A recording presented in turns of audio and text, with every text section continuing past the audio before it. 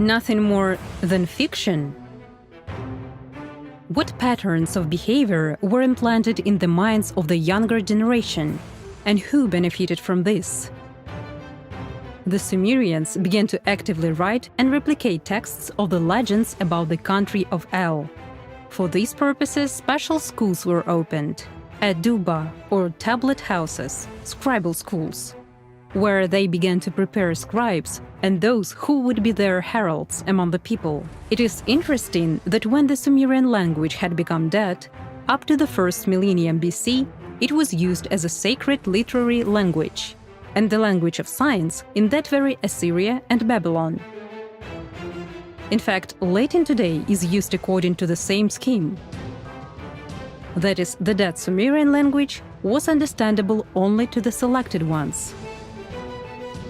Moreover, many symbols of cuneiform writing expressed precisely Sumerian words and their meaning, whereas phonation of Akkadian words was initially written through combination of sumerograms similar to present-day rebuses and charades. Yet why were such complexities and secret actions needed for transmission of ordinary literary epos, myths, and folklore? If it was such,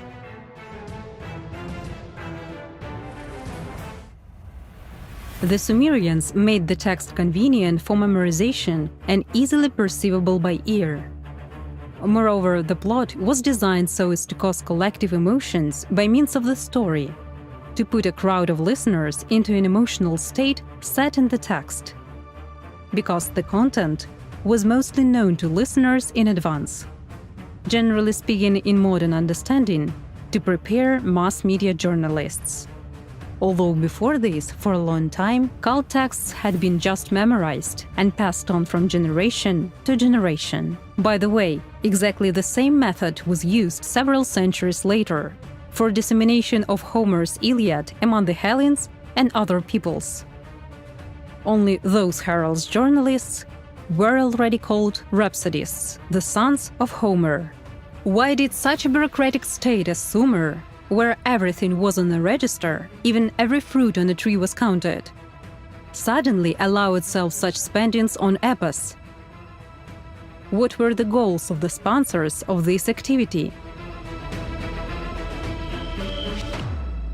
The fact is that all this mythology, intertwined with religion, consequently affected the worldview of not only these people, but also of the successors to their literary heritage, the Akkadians and later the Babylonians, and from them it was spread to other peoples, but with the only difference that in subsequent generations they no longer remembered the primordial, but literally to contrast what was said by local priests who were concerned about their power. The system has strengthened its positions in the minds of people. Basically, a role model for imitation was being prepared for people.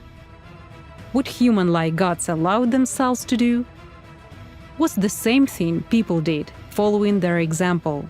Moreover, the goal of human existence was being substituted. Instead of the true meaning of human life, understanding of what a human had been created for, that is, transformation into a spiritual being, merging with God's love within oneself. Priests under the dictation of their consciousness, were implanting things beneficial for the system into the minds of the congregation. Namely, since childhood a person was being implanted with an idea that the goal of creation of a human being was to work for gods, to cultivate land, to graze cattle, to collect fruits, to feed gods with their sacrifices. That is, to work for El and his elite, devoting all their lives and all their attention to the external, which is what is still observed to this day in such a format of human society as a consumer civilization. Worldview. Sumerian and Babylonian literature. What was hidden in the role model for imitation? Pridefulness, murder, drunkenness, deceit, revenge, vanity, selfishness, betrayal, human love with the help of witchcraft. Generally speaking, all those same pattern directives of the system in the people's consciousness. Division of people. As in El's country, the system's ideology divide and rule. As in El's country, and this will be explained in detail later in the story about the gods of Olympus, in the legends of the priests of ancient Mesopotamia, people were divided into gods, heroes, and savages. And considering how the descendants of the Atlanteans, the Archons, have replicated these images in the minds of people for centuries, striving for a single world power, this can be observed even now in the modern world society.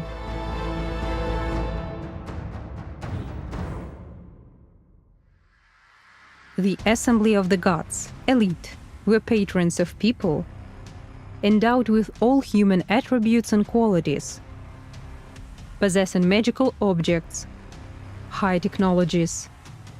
As an example, god Shamash made it easier for the hero Gilgamesh to defeat the monster, thanks to the 7 winds that blow at the will of Shamash. The monster had killing rays and guarded a special area of an unusual cedar forest of the god Enlil. Today, many rich people of the world dream of being elected to the circles of the world elite, or at least of being of use to them, strive to have protection and their patronage for their mini empire, be it a business or an influence on a territorial region. Heroes. An example, the image of Gilgamesh, were lucky fellows, all of whose feats were not due to their own merit, but due to some mighty patron among the gods, from the elite of El, who possessed magical objects. That is, there was a programmed hero who is supposed to destroy the evil that his patron considered to be evil, and then to die young, in general, as the gods would decide at the Council of the Gods. During their short life, the heroes had to think about the meaning of life, to seek immortality in the body, since the gods had already possessed this immortality, and the highest manifestation of courage, it should have been a recognition of one's own defeat. Promoted later in literature, to the point of the hero's suicide. Today, millions of people since childhood dream to be like the famous hero Superman of their time, from worldwide popular movies, TV series promoted by mass media. And as adults, by imitating them, many people risk their lives for sake of realization of the world elite's plans, while they don't even know who they actually work for and why. Savages. Example, the image of Enkidu, the servant of Gilgamesh.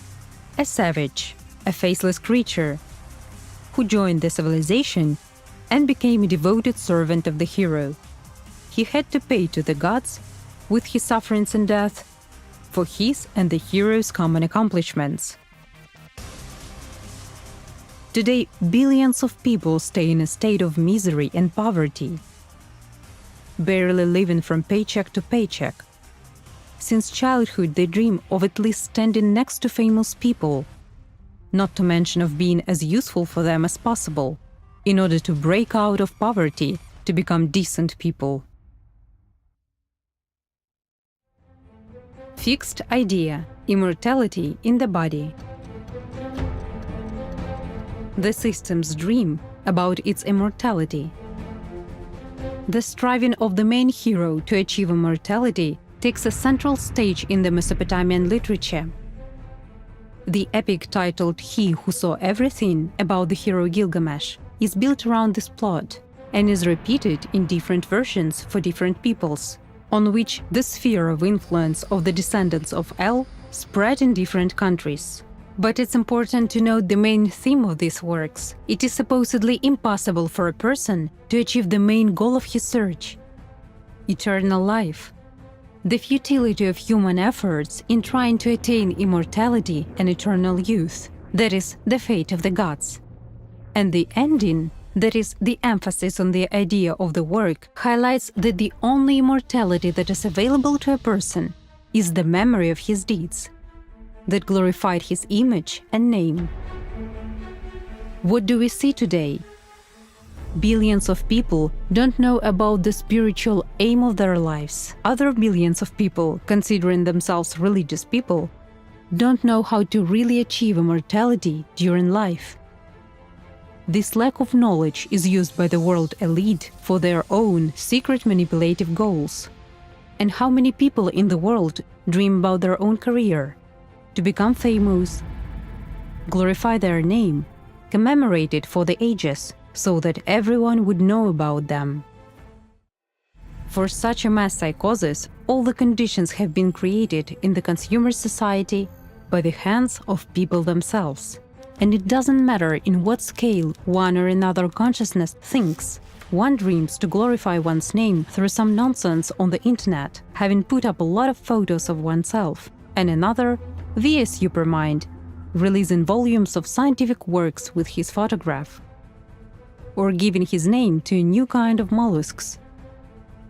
Everyone's consciousness works stereotypically, to glorify one's own name. But why is the system interested in promoting such a pattern as immortality in the body, achievement of eternal youth? Why does it focus a person's attention on promotion of his own image and name?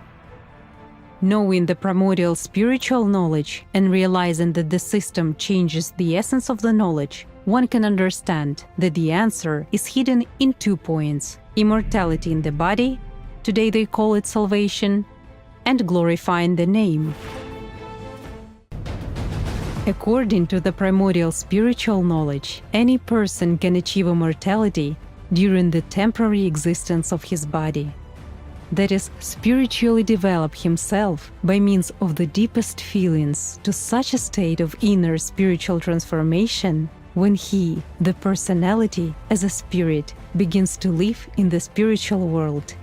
It's important to know that only spirit can be immortal, but not the physical body or consciousness. Consciousness doesn't understand this. God is a material image for it. Consciousness is incapable of experiencing deep feelings. It can only talk, think, and create emotions.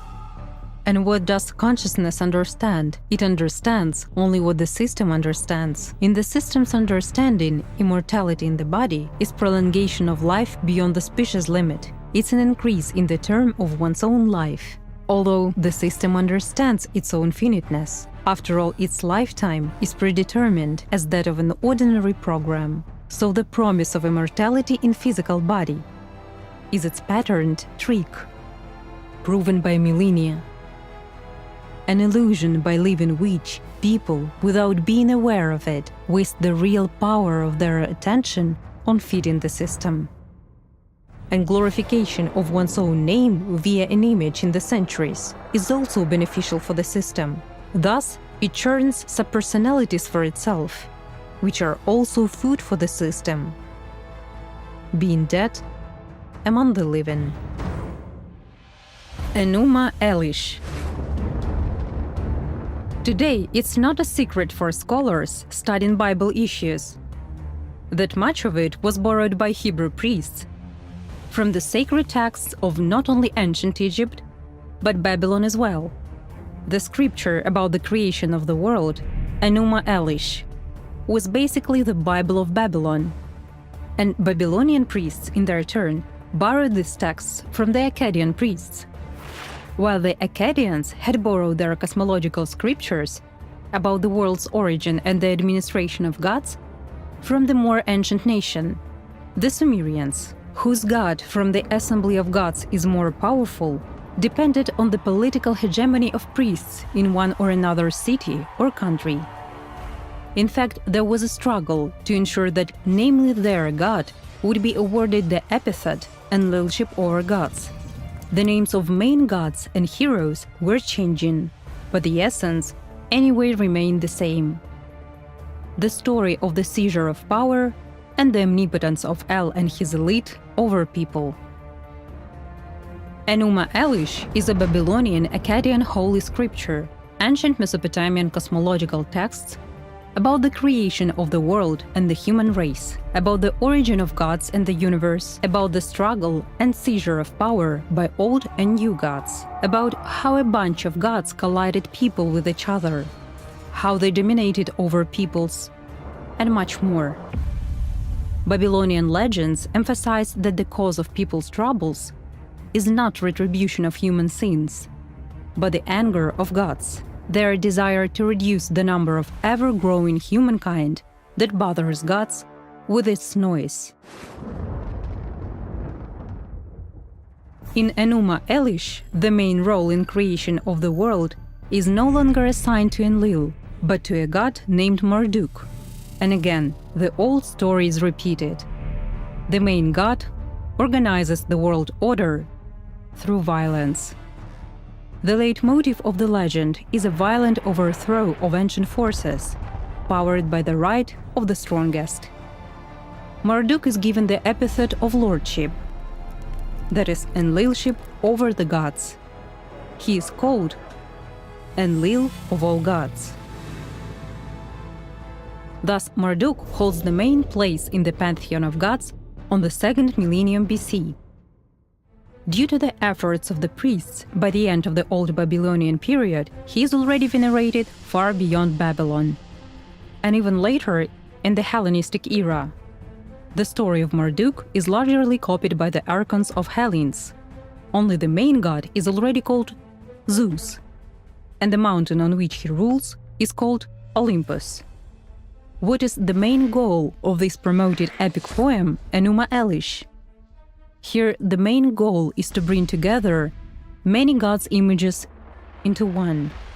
Thus, the features of Sumerian and Akkadian gods Enlil, Enki, Ea, and others have already been transferred to Marduk. That's why in the subsequent epochs, the main god of other peoples and tribes who came under the influence of this system of worldview had such different, conflicting characteristics and human qualities. For example, angry, threatening, intimidating, making a contract with selected people, and arouse bewilderment of believers and their inconvenient questions to the priests.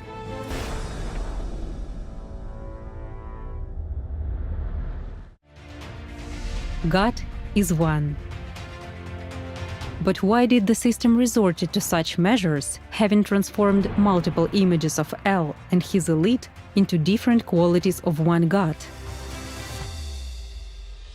After all, the concept of one God is a concept from the primordial spiritual knowledge. Because in those days, knowledge began to be renewed, thanks to the prophets who preached about one God, and who came to this world to counterbalance the activation of the system. The primordial knowledge of one God had a big resonance among people. However, the prophets came and left, while the system remained in the minds of generations that lived by consciousness. Therefore, the primordial knowledge introduced by the prophets was distorted and replaced by the priests of the dominant religions at the time. They endowed one God with the qualities of their multiple mortal gods from the past, such as anger, hatred, rancor, and so on. And they did everything to make people fear God, but not to love Him, to bring Him gifts and offerings, but not to serve him.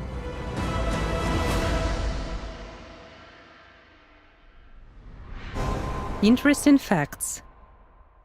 Do you know such concept as the triad, the council of seven, a personality, a soul, the invisible world? All these concepts were known in Babylonia, the successor of the Sumerian civilization. The triad, the council of seven. For understanding, at the time, the general structure of the pantheon of the gods, which was delineated during the period of the slave-owning Sumer, remains without major changes during the whole period of antiquity, including the Old Babylonian period. That is, at the head of the whole world, there was the triad, the supreme god Anu, Enlil, and Ea. They are surrounded by the council of seven, in other cases of 12 great gods, determining lots, shimtu, of everything in the world. All gods are divided into two clans, into two generic groups, Igigi and Anunnaki. On the reliefs and seals of that time, there are often scenes depicting how the deity patron leads a human to the supreme god to determine his fate and to receive a blessing.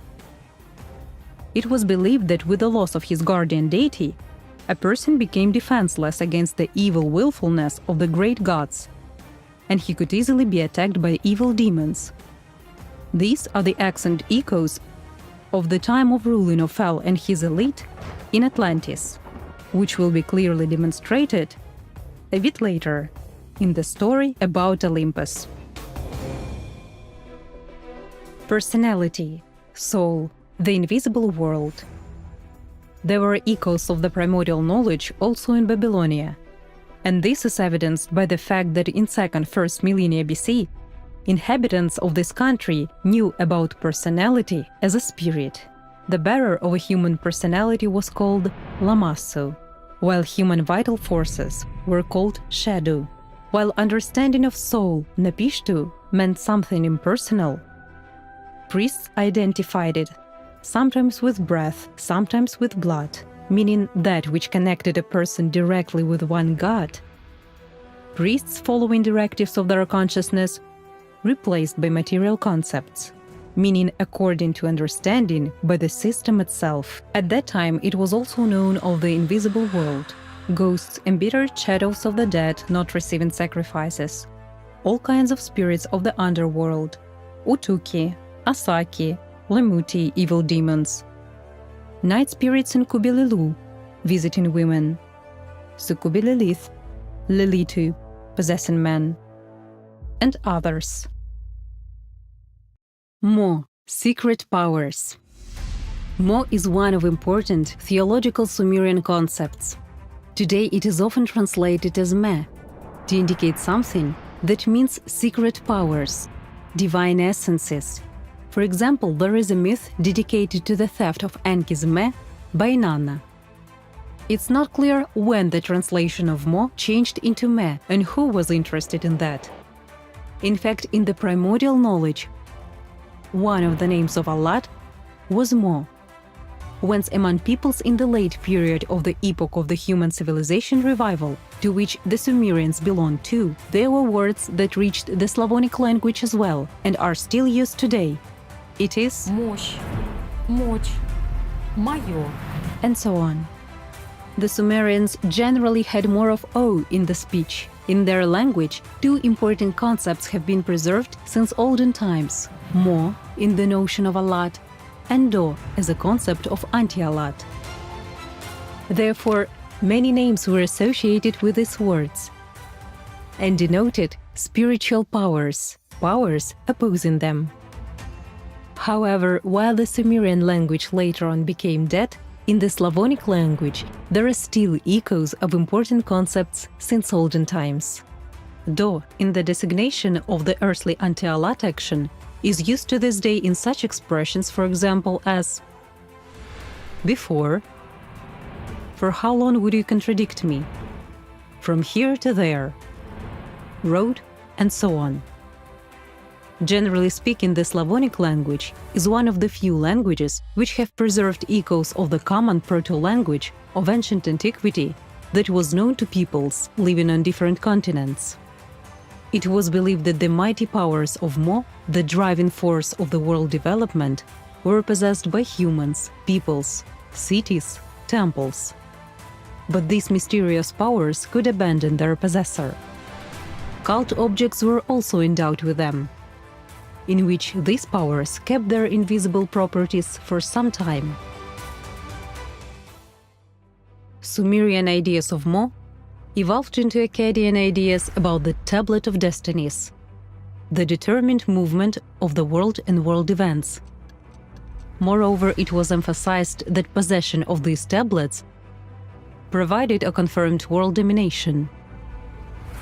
In ancient times, it was believed that possession of the knowledge of Mo was very significant, similar to possession of a nuclear briefcase by the world power ruler in the modern world.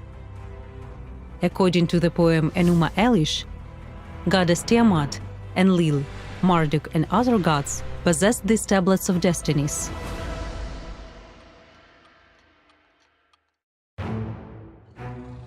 Enuma Elish, the lordship of El and the elite. As of today, experts, Sumerologists, admit the fact that they still don't know the Sumerian language well enough, and there is a problem of an elementary lack of understanding of ancient monuments of both Sumerian and Babylonian texts. In many cases, they are forced to leave gaps, question marks, or to be satisfied only with a common understanding of some part of the text, often relying merely on their intuition and on that understanding which this civilization has enabled them to acquire through the education provided to them.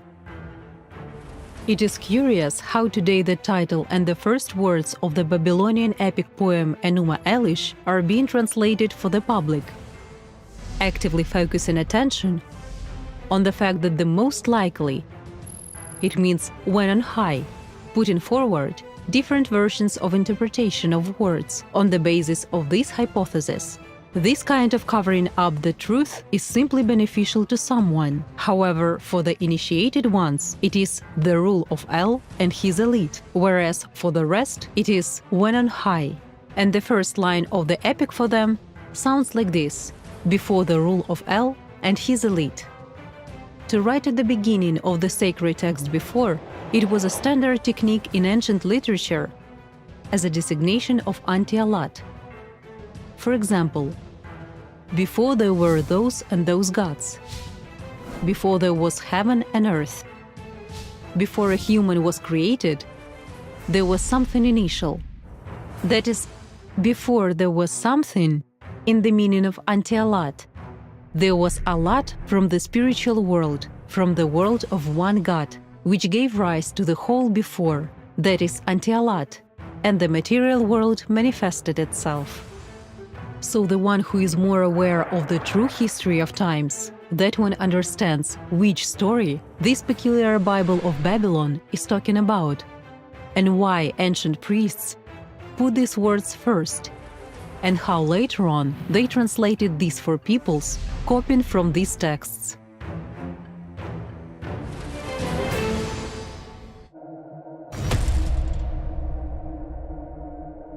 The unknown known knowledge. The island of the immortals, a myth of archons of the ancient Hellenes and of Hebrew priests. Today, legends of archons of the ancient Hellenes, as well as of Hebrew priests, about the country of El and his island of the immortals, are most well known to new generations and are promoted all over the world. By knowing the primordial, one can easily see what has been inculcated for the sake of domination and world power in the common spiritual heritage of peoples, with distortion of its essence and meaning. Do you think that you haven't heard about the country of El, but you don't even know that today you live as a slave under his aegis? Think about it. Even if you are an atheist, from where since childhood you have had the image of God as an old man with beard, sitting on a throne?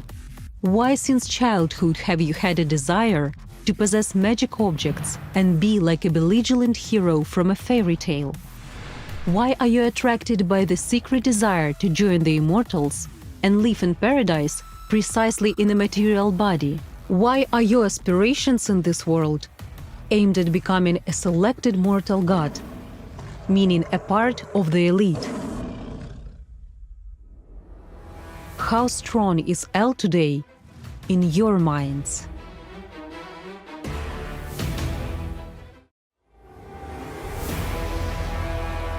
Elite. The servants of L, those who pledge to God L, those who render service to God L, Elysium, Elisha, L. In legends of archons of the ancient Hellenes, who drew their knowledge from ancient priests of the East, the country of L is mentioned under different names. In addition to Atlantis, the most famous names are Elysium, or the Elysian Fields, and also Olympus. Elysium, in ancient mythology, is the earthly paradise located on the western end of the earth in the form of an island where those selected by God El lived their lives, whereas heroes and righteous people resided there only after death and only in the form of a shadow. It's a country of pleasures and delights, which was mentioned by the ancient Hellenic poets Homer and Hesiod. Homer mentions that Elysium is situated at the very edge of the earth, near the banks of the river Oceanus. Elysium played its role in imaginative conceptions of more than one generation of people who adopted from these legends a false idea of the godly paradise as a special place, precisely on earth, where the selected ones supposedly live in immortal bodies. What does the word Elysium mean? Elysium, or Elysian Fields, is translated from Greek as the field of dwelling, the dwelling land of God El.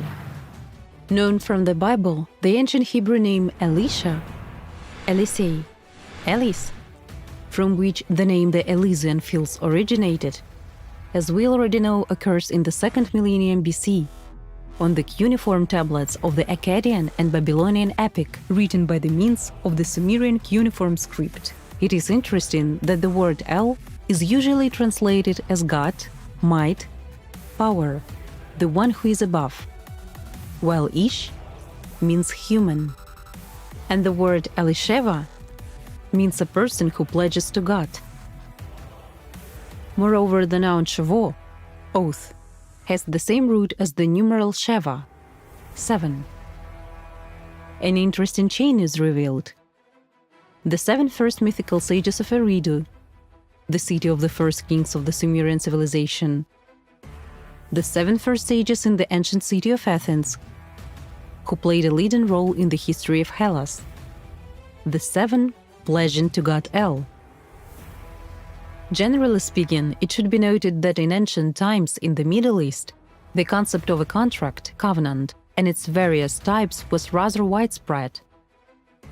Between people, between kings and their subjects. One of such covenants meant a solemn, unilateral promise, a kind of an oath, when one of the parties undertook to execute certain actions. A special type of contract was a covenant concluded between God and a human being. It resembled a treaty on granting rights by a ruler to his subjects. It is interesting that the term Old Testament is a calque from the ancient Greek, which literally means former contract, the one that was before. L. As of today, the most well-known references to the ancient supreme deity, the progenitor named El, are also preserved in mythology of the peoples that inhabited Syria, Palestine, and Phoenicia from 4th, 3rd millennia BC. Different ancient peoples called El in different ways. For instance, one of the known names of God El is Il, Ilu, Ilim, Elim. In the Hellenistic period, El, Ilu, was identified with Zeus. In addition, he had different epithets by which he was revered by different peoples at other times. For example, in Syria and later on in the Roman Empire, he was revered as Elagabalus, meaning El of the mountain, Heliogabalus, the son of the mountains, or for instance, such epithets of El as El Olam, meaning God the Everlasting One, El Elyon, meaning God Most High, are among the oldest names included in the Tanakh, the Bible of Judaism.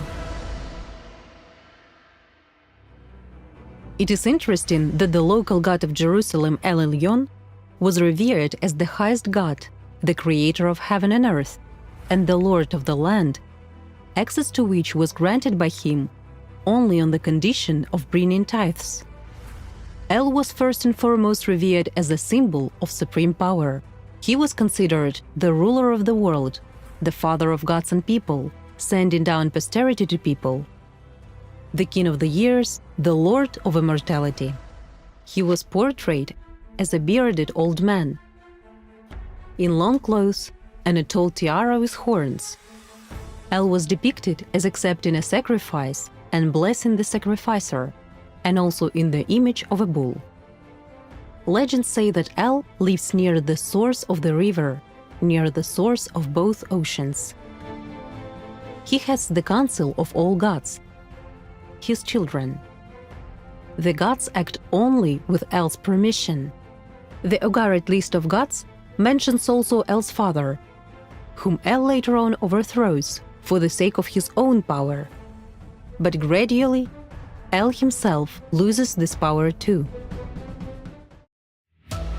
In the first millennium BC, in the Judaic pre-Judaism pantheon, the image of El merges with the image of Yahweh, Yovo. He was widely revered in Phoenicia. In other tribes, Yahweh is revered as El's son. El's image as a symbol of power, the supreme deity who heads the council of gods, is preserved in the Bible. In the Old Testament, there are such words: God standeth in the assembly of gods, he judgeth among gods. In Hebrew, they sound like this. מזמור לאסף. אלוהים ניצב בהדת אל, בקרב אלוהים ישפוט. Moreover, Elohim is one of the names of Yahweh in the Old Testament in the plural. That is, it means not God Yahweh, but gods Yahweh. In the beginning, gods created heaven and earth. In Hebrew, in place of the word God, there stands Elohim.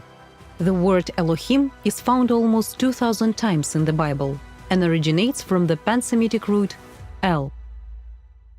El is also the ancient name of God in the Bible of Judaism, Tanakh. It's a collection of texts included in the Christian Bible. In the Slavic Bible, it is traditionally translated by the word God in the meaning of being strong, powerful, at the top.